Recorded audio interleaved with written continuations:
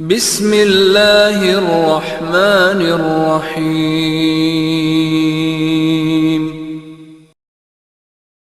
اعوذ باللہ من الشیطان الرجیم، بسم اللہ الرحمن الرحیم۔ الحمد للہ رب العالمین، وصلی اللہ علی محمد وآلہ الطیبین الطاہرین المعصومین الذین اذہب اللہ عنہم الرجس وطہرہم تطہیرا۔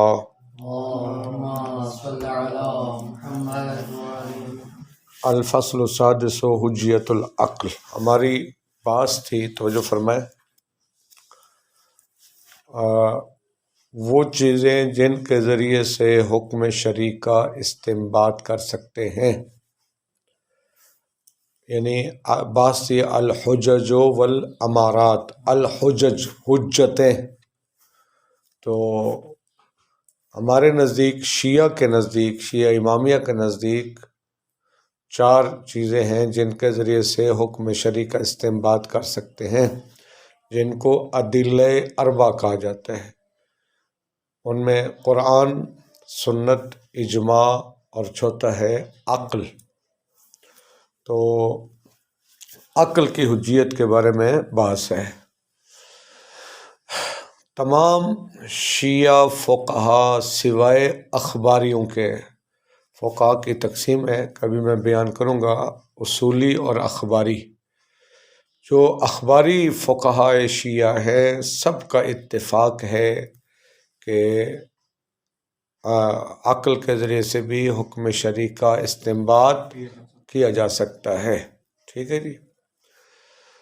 اچھا، اصل بحث سے پہلے انہوں نے 3 مقدمے بیان کیے ہیں، ان کو سمجھنا ضروری ہے۔ بحث ہماری اصل میں ہے حجیت عقل۔ اصل بحث اگلے صفحے کے آخر پر کرتے ہیں۔ یہ پہلے 2 صفحے جو ہیں یہ مقدماتی بحث ہے۔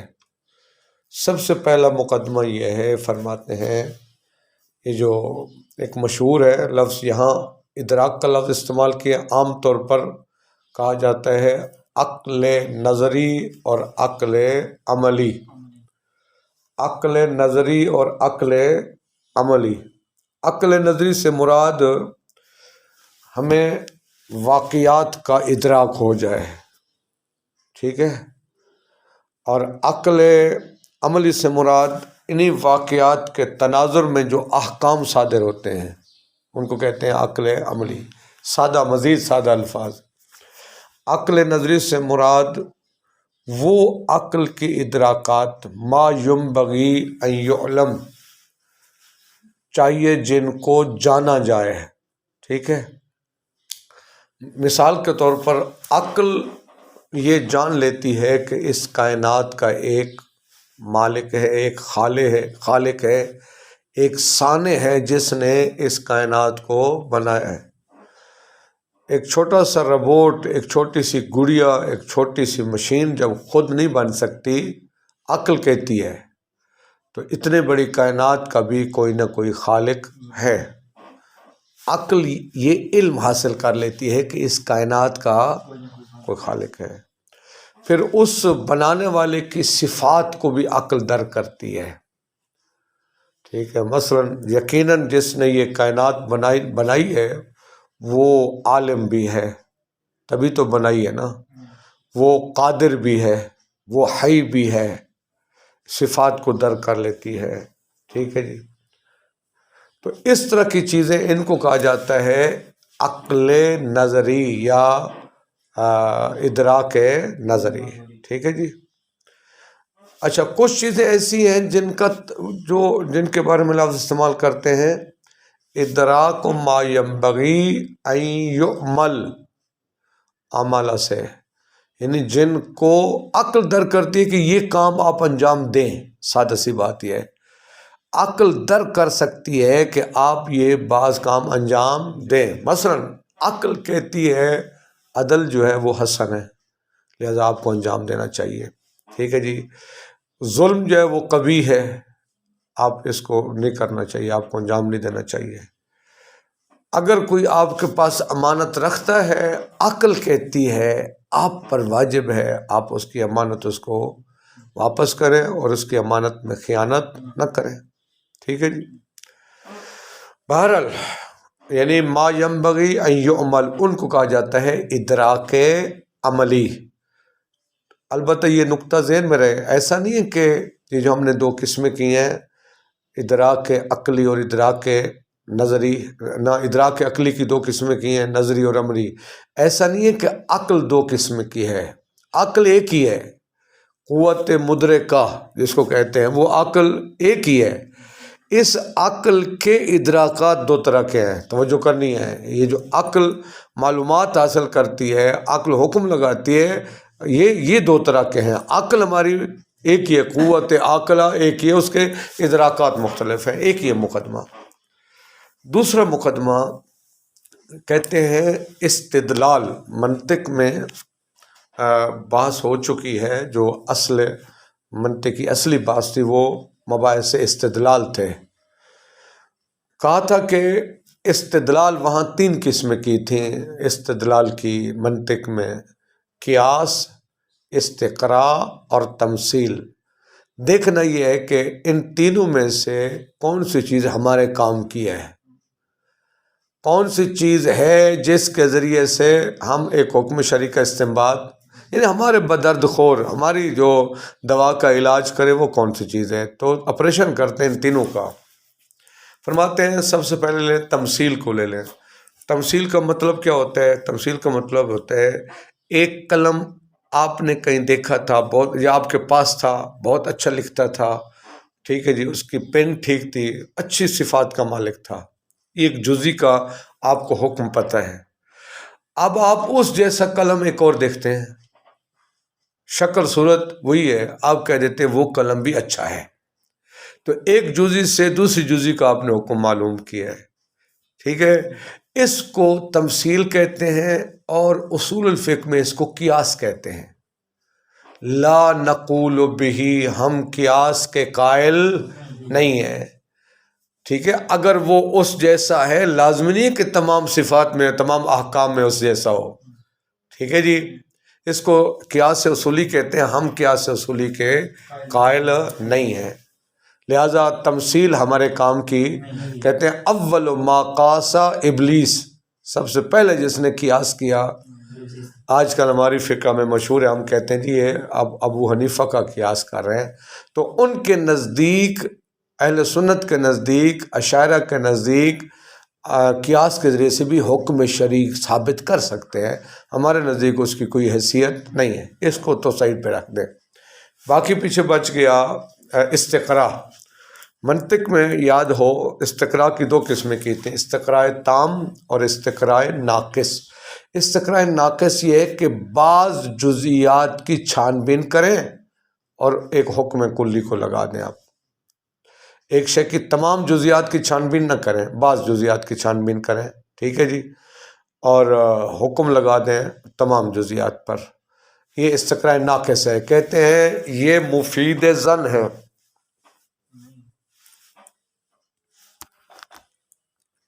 یہ علم آور نہیں ہے. ہو سکتا ہے جن جزیات کی آپ نے چھان بین کی ہے وہ اس صفت کے ساتھ متصف نہ ہو. آپ نے چند جزیات کی چھان بین کی، آپ نے حکم لگا دیا سب کے لیے، ٹھیک ہے. ہو سکتا ہے باقی جو ہوں وہ ایسے نہ ہوں، ٹھیک ہے. مثلا مثال دیتا ہوں، آپ ایک شہر میں جاتے ہیں، پوچھتے ہیں جی کون ہے آپ، وہ کہتے ہیں میں شیعہ ہوں. دوسرے سے پوچھتے ہیں کون ہے، شیعہ. تیسرے سے پوچھتے ہیں کون، 100 بندوں سے پوچھا. آپ کہتے ہیں اس شہر کے سارے لوگ شیعہ ہیں، فرض کریں. اب ہو سکتا ہے جن کی آپ نے چھان بین کی ان میں ایک نکل آئے جو شیعہ نہ ہو. تو وہ جو آپ نے حکم لگایا کہ سارے کے سارے شہر والے شیعہ ہیں، وہ حکم آپ کا علم آور نہیں، ہمیں قطع اور یقین حاصل نہیں ہوتا، ٹھیک. اس کو تو رکھتے ہیں سائڈ پہ. اب آ گیا ایک ہوتا ہے استقراء کامل. استقراء کامل کا مطلب ہے ایک شے کی جتنی جزیات ہیں آپ تمام جزیات کی چھان بین کریں، ٹھیک ہے. مثلا ایک شے کی اگر 1000 جزیات ہیں، تمام جزیات کی چھان بین کریں. اس کے بعد آپ ایک حکم لگا دیں. فرض کریں اس شہر میں ایک گھر میں ایک مدرسے میں 1000 طالب علم رہتا ہے. ایک ایک سے پوچھیں آپ کون ہیں، تو میں سید ہوں. دوسرا میں سید ہوں. تیسرا میں سید. 1000 سے پوچھا، سب کہتے ہیں. یا 1000 بیٹھے ہوئے بھی جو سید نہیں ہے ہاتھ کھڑا کرے. کسی نے ہاتھ کھڑا نہیں کیا. اب آپ حکم لگاتے ہیں اس مدرسے کے تمام طلباء سادات ہیں. اس کو کہتے ہیں استقرائے کامل یا استقرائے تام. یقیناً یہ مفید علم ہے، یہ علم آپ کو قطع حاصل ہو جاتا ہے. ٹھیک ہے، یہ مفید ظن نہیں بلکہ مفید علم ہے. ٹھیک مان لیا. لیکن جناب استدلال میں یہ ہوتا ہے کہ ایک معلوم سے دوسرے معلوم تک منتقل ہونا.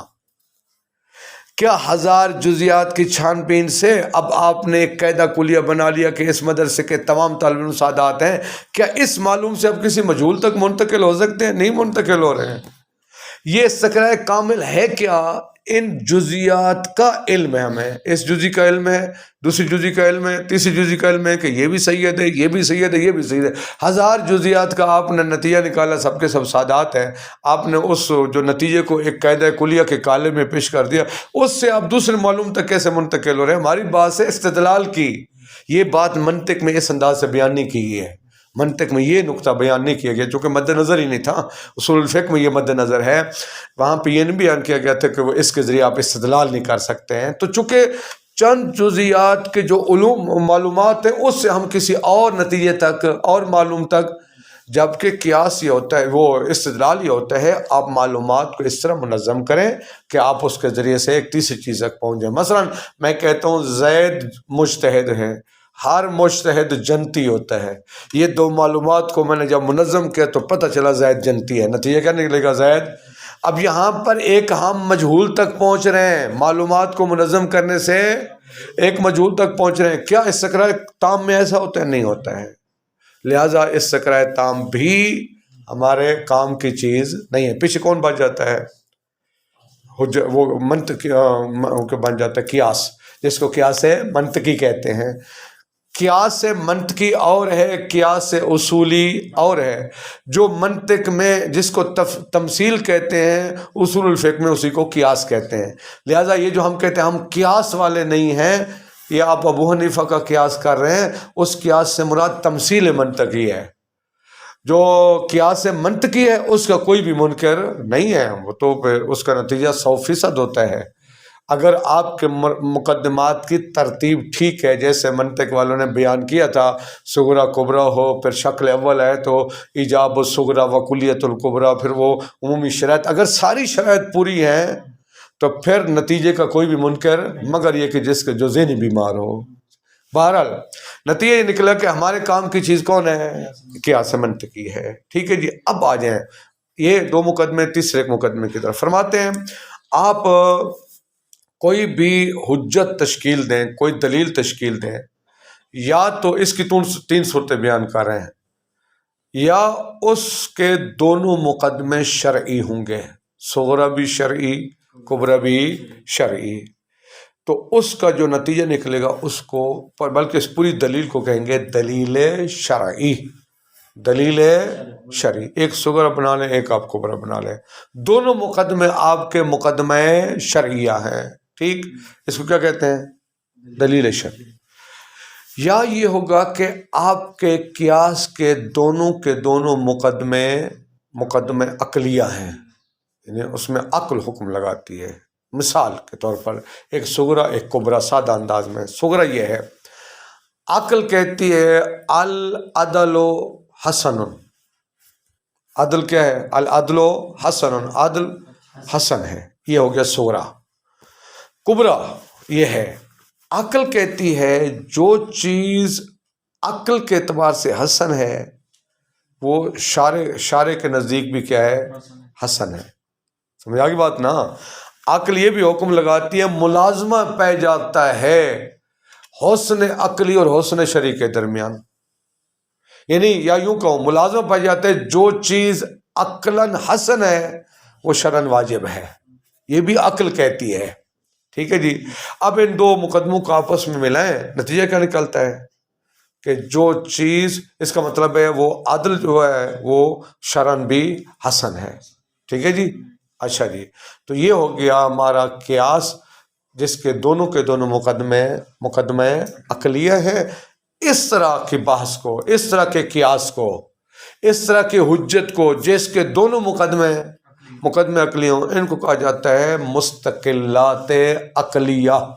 کیوں اس قیاس کے، اس دلیل کے، اس استدلال کے دونوں مقدمے مستقلاً حکم عقل ہیں. ٹھیک ہے جی، عقل مستقلاً حکم لگا رہا ہے. یا اس بات کو دوسرا نام بھی دیتے ہیں حسن قوب عقلی، اس کو نام دیتے ہیں. اچھا جی، ایک ہی صورت. نمبر 2، یا وہ جو آپ قیاس تشکیل دے رہے ہیں نا، اس میں آپ کا صغرا ایک مقدمہ شرعیہ ہے اور کبرا مقدمہ عقلیہ ہے.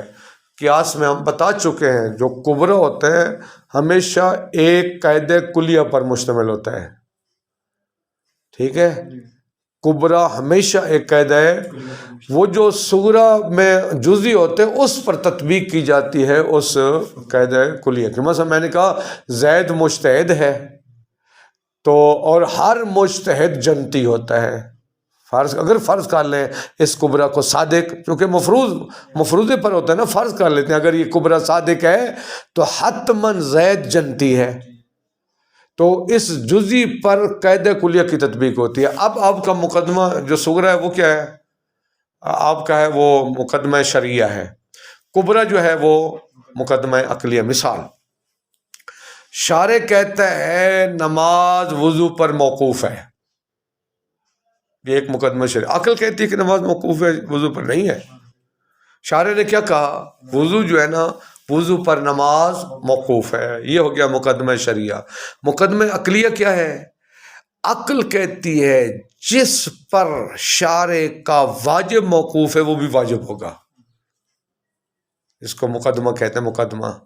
ٹھیک ہے جی، یعنی وجوب المقدمہ. یعنی اگر عقل کہتی ہے اگر شارع کے نزدیک نماز واجب اور نماز موقوف ہے وضو پر، تو جس پر واجب موقوف ہوتا ہے وہ بھی واجب ہوتا ہے. ٹھیک ہے، تو اس کا نتیجہ کیا نکلے گا؟ پس وضو عقلاً بھی واجب ہے.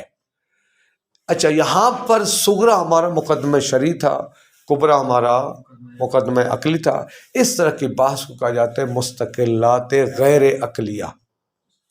ٹھیک ہے، ان دونوں بحثوں کو ملازمات عقلیہ کہا جاتا ہے، چاہے وہ مستقلات عقلیہ ہوں یا غیر مستقلات عقلیہ. آپ یوں کہیں اول عنوان ہوتا ہے جو آپ اصول الفقہ پڑھیں گے، باقی کتابیں اوپر عنوان ہوگا ملازمات عقلیہ. ٹھیک ہے، اس کے نیچے پھر دو، یا وہ مستقلات عقلیہ ہیں یا غیر مستقلات عقلیہ ہیں. ٹھیک ہے جی، فرماتے ہیں یہ دو مقدمے. تیسری بات دیکھیے، دلیل عقلی کسے کہتے ہیں؟ دلیل عقلی سے مراد کیا ہر حکم عقل کو ہم دلیل عقلی کہتے ہیں؟ نہیں جناب، عقل کے بہت سارے احکامات ہیں، کل جز سے بڑا ہے، اجتماع نقیضین محال ہے. ٹھیک ہے جی. اچھا جی، ہمیشہ چیزیں اوپر سے، پانی اوپر سے نیچے کی طرف گرتا ہے. ٹھیک، جتنے بھی ہو، دھوئیں کو دیکھ کر عقل حکم لگاتی ہے یہاں پر آگ موجود ہے. کیا ہر حکم عقلی ہمارے موضوع بحث ہے؟ نہیں. فرماتے ہیں جناب وہ دلیل عقلی سے مراد وہ عقل کا حکم جس کے ذریعے ہم ایک حکم شرعی تک جا پہنچے، جس کے ذریعے سے ہم ایک وہ ہماری مراد ہے، دلیل عقلی سے مراد ہے. ہر عقل کا حکم ہمارے مورد بحث نہیں، وہ ہماری مراد نہیں ہے. سمجھا کہ مثلا عقل یہ کہتی ہے کہ بھی اگر جو شارع نے آپ کو امر کیا ہے نماز کا، وہ نماز ہوگی معمور بہ. جو شارع نے شرائط بیان کی ہیں اس معمور بہ کی، اگر آپ نے ساری شرائط کے مطابق اس معمور بے کو انجام دے دیا، عقل کہتی ہے امتثال حاصل ہو جائے گا. ٹھیک ہے نا، عقل کیا کہتی ہے؟ امتثال حاصل ہو جائے گا. جب اب امتثال حاصل، اس کے ذریعے سے ہم کس پر کیسے استدلال کرتے ہیں؟ اس حکم عقلی سے ہم یہ کہتے ہیں کہ وہ بری و ذمہ ہو جاتا ہے. اس کے لیے اعادہ اور قضا ضروری. اگر ایک بندہ نماز کو تمام شرائط کے ساتھ، تمام قیودات کے ساتھ جیسے حکم ملے ویسے انجام دیتا ہے، عقل کہتی ہے وہ اس کا امتثال ہو جائے گا.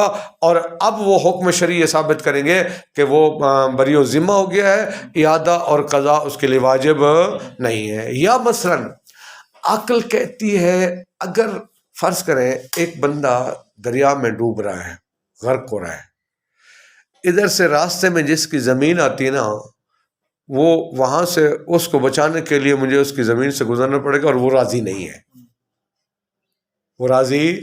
اب یہاں مسئلہ ہے اہم اور مہم کا۔ مہم کیا ہے؟ مہم یہ ہے کہ آپ بچیں وہ غصب سے، ٹھیک ہے۔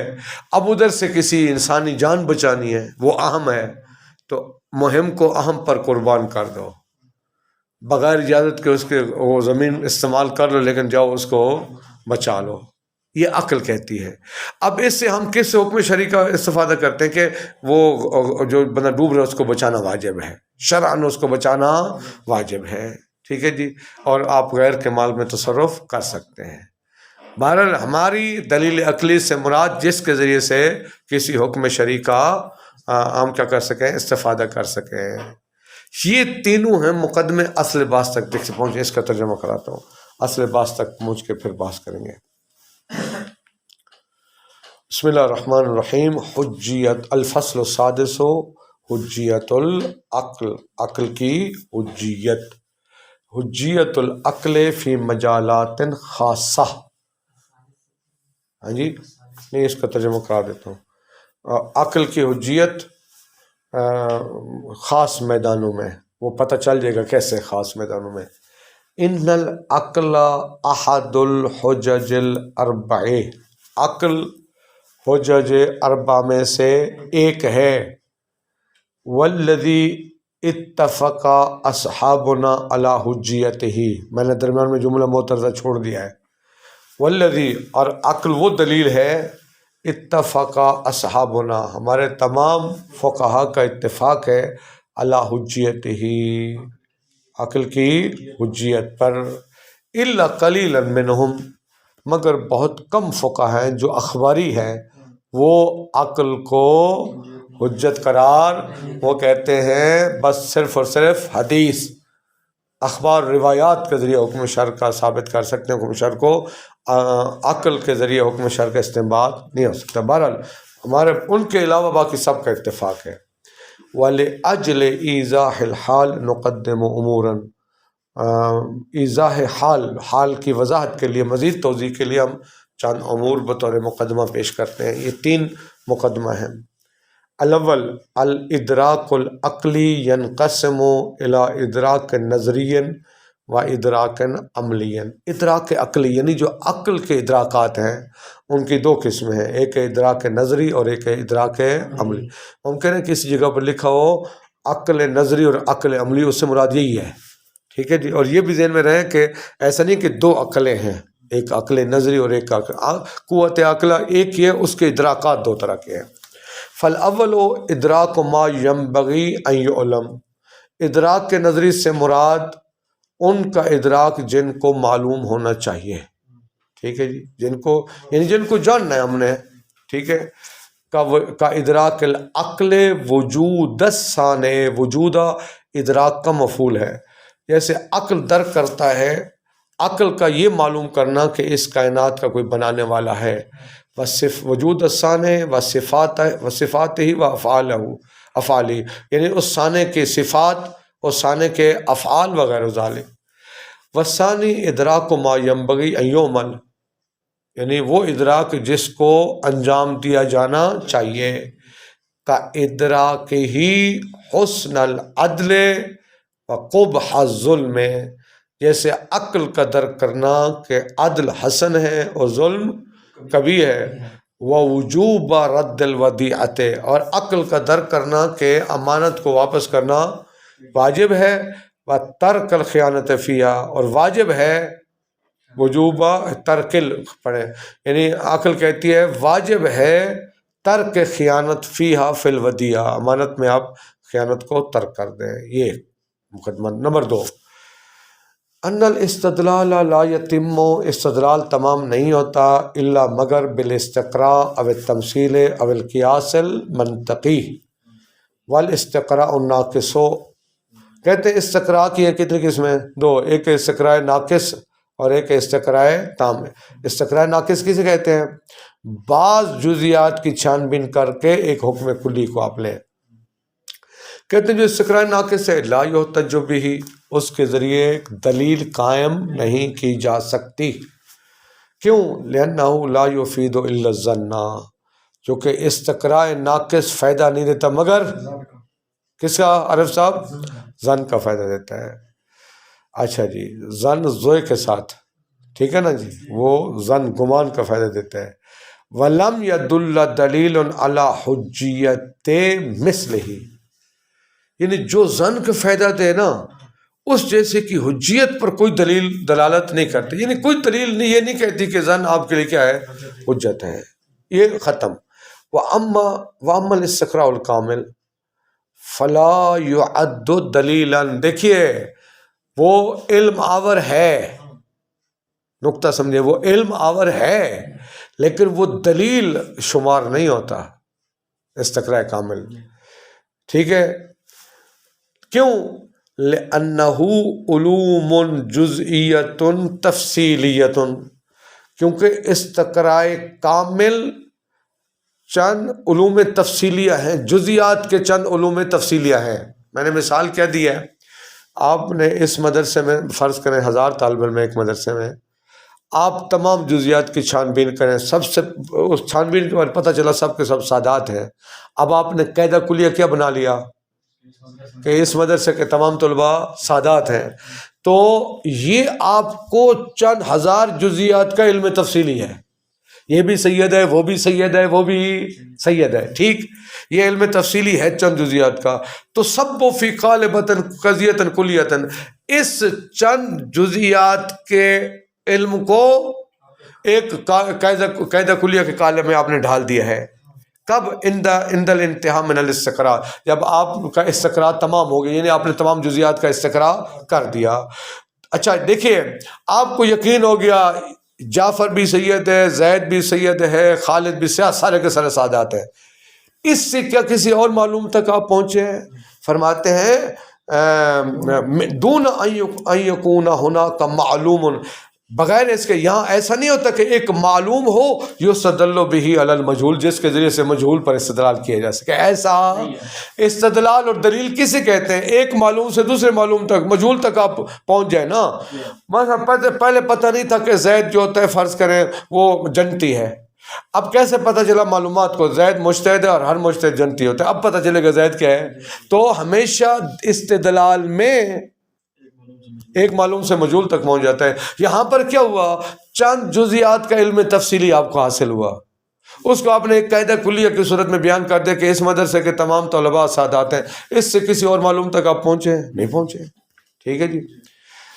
اچھا جی، وبعبارۃ اخری بے الفاظ دیگر یصل المستقری الی النتیجہ فی ضمن الاستقراء، مستقری استقراء کرنے والا نتیجے تک پہنچتا ہے استقراء کے ضمن میں، وعند الانتہاء یعنی جب اس کا استقراء مکمل ہو جاتا ہے وہ ایک نتیجے تک پہنچتا ہے، من دون ان یکون ہنا استدلال، بغیر اس کے کہ یہاں کوئی استدلال نہیں ہوتا، استدلال کے بغیر ایک نتیجے تک پہنچ کے استدلال اس کو نہیں کہتے ہیں۔ نتیجہ یہی نکلے گا کہ اس مدرسے کے تمام طلباء سادات ہیں، بس والسلام، اس کا اور کوئی آپ نتیجہ نہیں نکال رہے ہیں۔